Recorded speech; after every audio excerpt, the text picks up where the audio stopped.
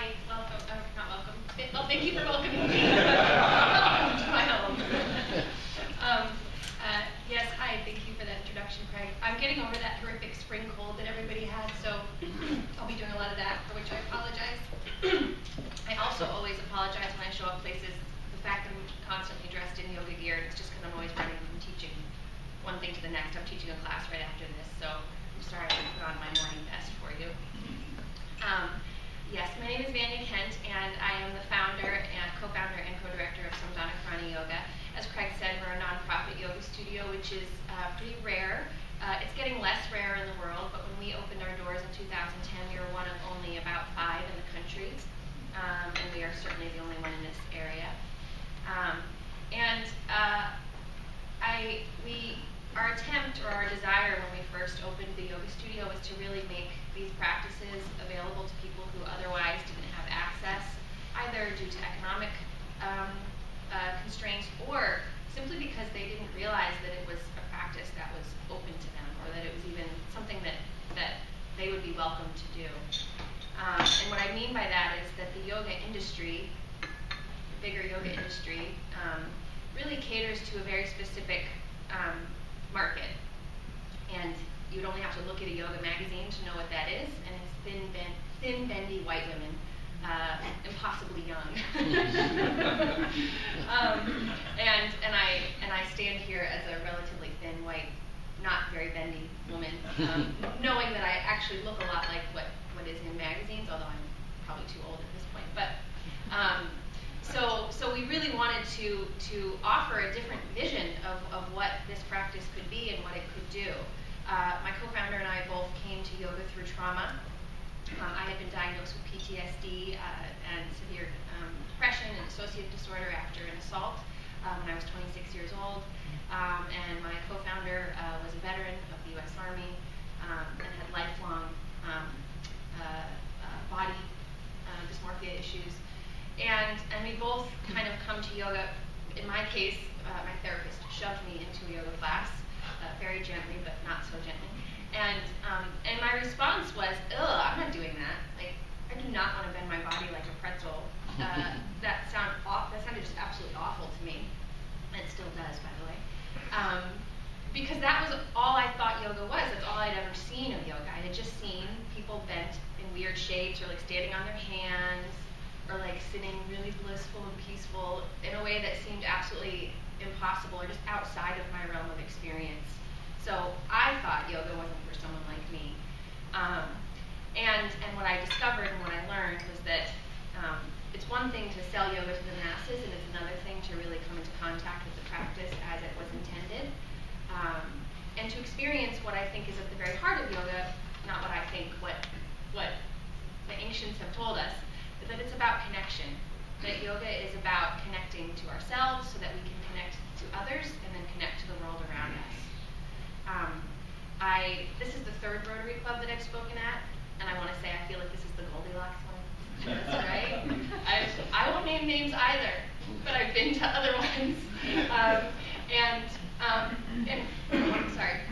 But what I've been struck by is your 4-way test, I think, is very yogic, actually.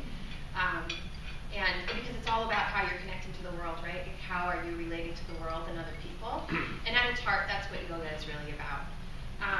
The ancient sages believed that in order to connect to others and to the world, you had to know what was going on with yourself.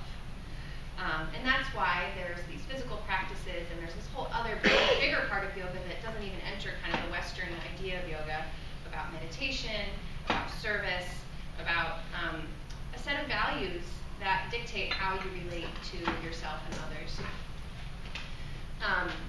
So that's all a long way of saying that at Sky we're really attempting to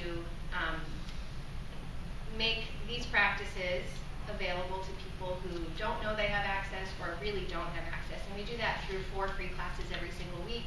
We have a very low drop-in rate, just $10 per class, which is quite low for the yoga industry. $50 a month for unlimited yoga. That's like less than half of what it is in other places. And then we do a lot of outreach. So we do outreach with Nativity House, with Mercy Housing, with Mother Earth Farm, which we teach yoga to the inmates who come from Purdy Prison to work the land. We do outreach with Tacoma Rescue Mission, and a few other places that I'm blanking on right now. But we have this belief at Sky, which is that yoga should be available to a lot of people, and that yoga teachers who carry this practice should be paid well for it. It's the complete opposite of what you will find in other places. Usually yoga is really expensive and yoga teachers get paid very little. And we're really just questioning the model. We're just questioning the way that it's happened, the way that it's been propagated in the West.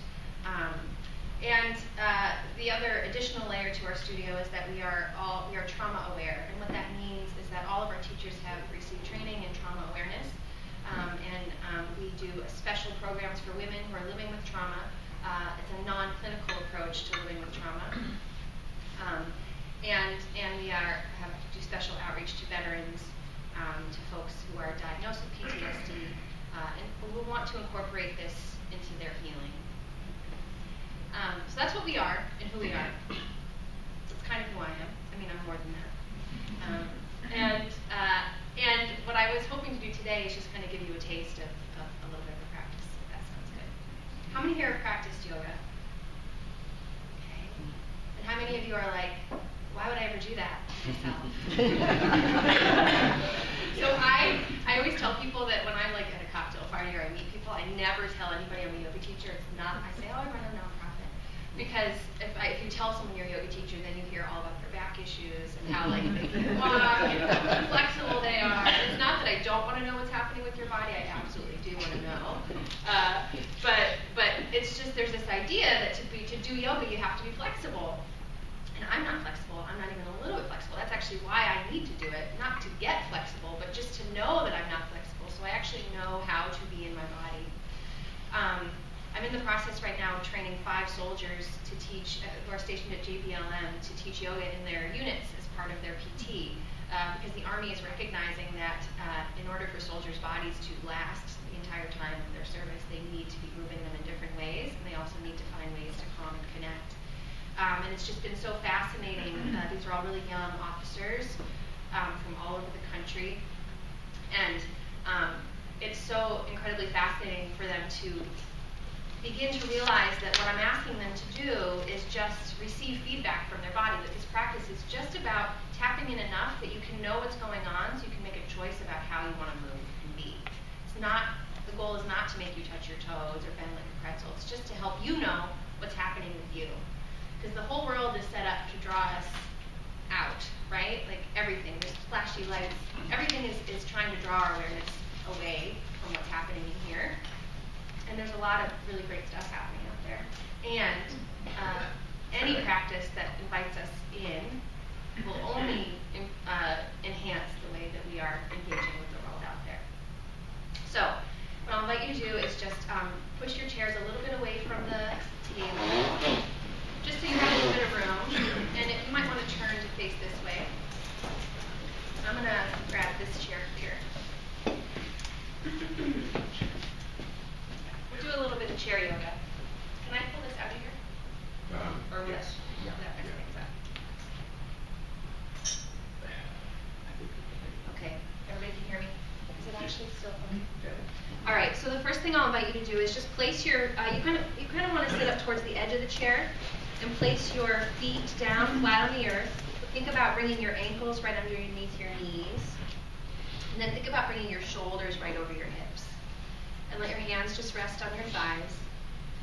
And then what I'll invite you to do is, if it feels safe to close your eyes, go ahead and close your eyes. And if closing your eyes doesn't feel safe for any reason, then just let your gaze be soft. So that means just kind of soften the focus of the eyes. And I'll just invite you to take a moment to just notice how this feels. Notice how it feels to be sitting here with your eyes closed or the focus relaxed. The nice tall spine. Your feet resting on the earth. Begin to notice the sensation of the ground beneath you, whatever part of your body is resting on the chair.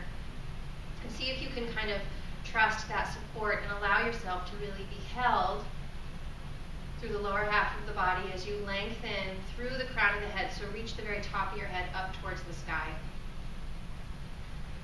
Thinking about that nice, long, dignified spine. And then begin to become aware of your breath. So just notice the sound of your breath, the feeling of your breath, the sensation of your breath as it moves through the body. Notice if it feels shallow or sharp or long, soft, easy. Just begin to kind of describe the sensation of your breath. And it can be helpful to imagine your breath as a color. Kind of imagine that this air is a color moving in and out of the body. And then what I'll invite you to do is imagine that the breath is going to come on the inhale all the way down, down, down, down to the very base of your spine. And as you breathe out, that the breath is going to move all the way through the crown of the head. The inhale pulls the breath all the way down to the base of the spine. And the exhale releases the breath all the way through the crown of the head. Continue like this for a few more breaths.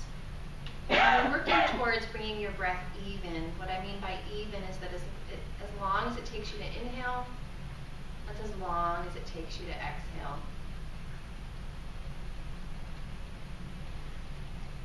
Notice if your jaw is tight or stuck. And if you can, relax the jaw. And then with your next exhale, gently just bow your head down towards the heart, breathing into the back of the neck.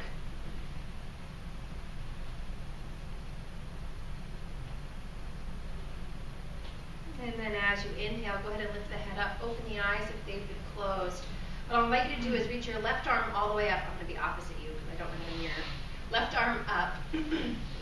Reach through those fingertips. Pull the left shoulder down away from the ear. So if you have a shoulder injury or any tightness through the shoulder, you can just bend at the elbow. That will help relieve any pressure there.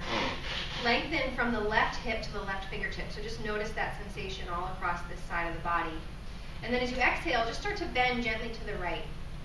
A very gentle bend. Push your left hip down and reach through those left fingertips. Notice that feeling, especially across the left ribs. Let your inhale bring you back up, and slowly go ahead and lower that hand down. We'll go to the other side. Reach the right arm all the way up. Reach up, up, up through the fingertips. Press the right hip down. Notice the feeling of length. Pull that shoulder away from the ear, and then as you feel ready on an exhale, you'll start to bend towards the left now. Push the right hip down. Reach through those right fingertips. Imagine the breath moving into the ribs. And then on an inhale, go ahead and come all the way up. So from here, what I'll invite you to do is just start to turn your body a little bit towards the right of the chair. You're going to let your right arm rest on the back of the chair. As you inhale, reach the crown of the head up towards the sky, and as you exhale, just start to twist your body towards the back of the chair. So it doesn't have to be a deep twist. It doesn't have to be, you're not pulling yourself into a twist. You're just turning your torso towards the back of the chair. Keep the belly strong, lengthen down through the tailbone. Just notice that feeling along the left side of the body. Your inhale brings you back to center, and then we'll just go to the other side. So turn your body slightly to the left. Let your left arm rest on the back of the chair. As you inhale, reach the crown of the head up, and then as you exhale, start to turn your body towards the left.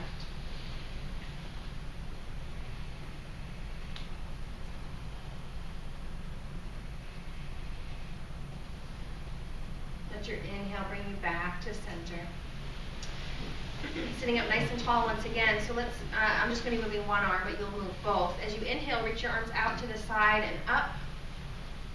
And as you exhale, lower the arms down in front of you. So we'll just move our breath like that a few times. Inhale, arms come up.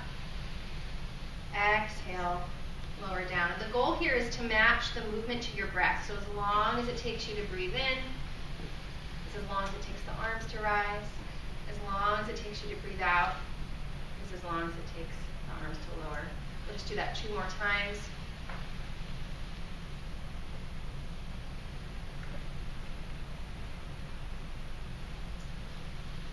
And then this next time, let your hands just come to rest on the thighs. Pausing here. Bring your hands to rest right on your thighs. As you inhale, let your belly spill forward and think about kind of shining your heart up a little bit. You're coming into what we call a cow back. And then as you exhale, you're going to pull your belly button in towards the spine, tuck the chin to the chest, press through the backs of the shoulders, coming into what we call a cat back. Cat back, I feel, is more obvious. Inhale, belly comes forward. And exhale, pull the belly button in. Just do that one more time.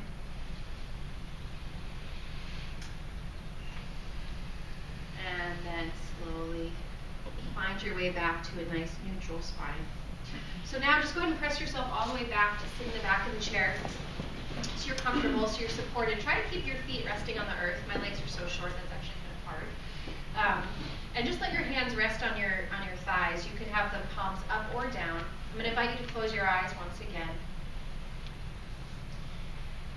And become aware of your jaws, your cheekbones, your eyes, your ears, your nose. See if you can let your whole face relax. Become aware of the support of the chair beneath you and let your whole body really be held by the chair. And then imagine the support of the earth underneath the chair, underneath this floor, underneath this building. Really connecting to the reality that we're all being supported and held by the earth in every moment. Let any effort go with the breath. And instead just allow yourself to observe whatever is alive and present for you right now. Notice how it feels to be here. Noticing the sensations moving through the body. Perhaps your mind is spinning, perhaps there's lots of thoughts. Notice those and see if you can observe them without any judgment attached to them. So there's no judgment, there's no expectation. There's just observing whatever is true and present right now.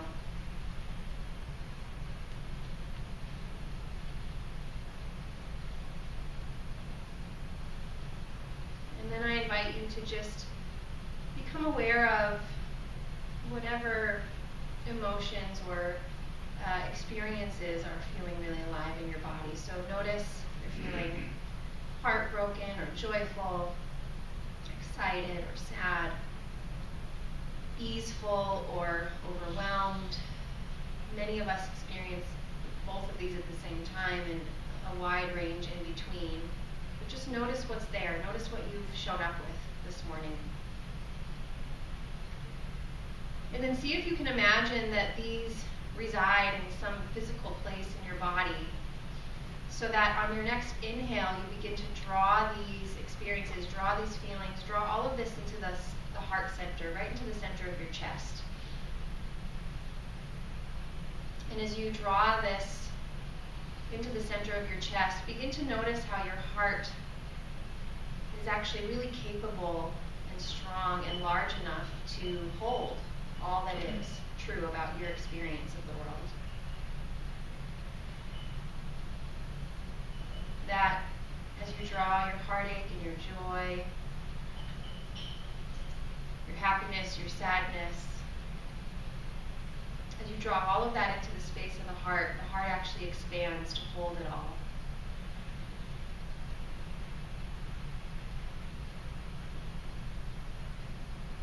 Observing just how capable you are of being with all that is, just how capable your heart, your body, your being is of being with all that is.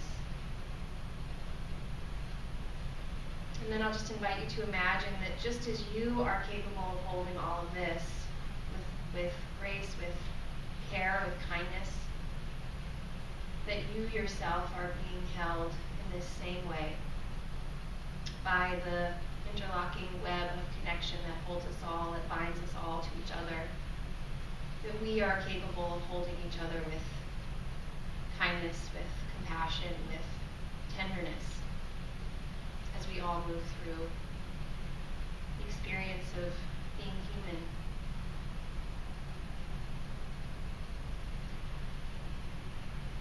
Take one more nice deep inhale and a full exhale. And then I'll just invite you to tuck your chin down in towards the chest, bowing head to the heart, pausing for a moment. And as you feel ready, you can lift your head and open your eyes, coming back into this space.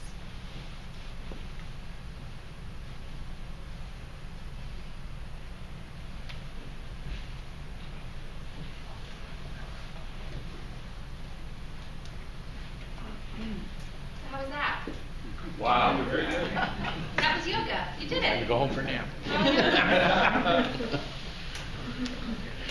So that was just meant to kind of give you a taste of what we mean when we say yoga and what yoga can look like. I thank you for going with me. I know it may have been outside of the realm of what you're used to. And I'm really just grateful for the opportunity to be with you all and to share what we do and invite you to join us. There are multiple opportunities. The one I'm most excited about right now is our biggest fundraiser of the year is July 22nd. It's Yoga in the Park. In Wright Park, we have a big giant entire day of practices in Wright Park. Tacoma's living room, we like to call it.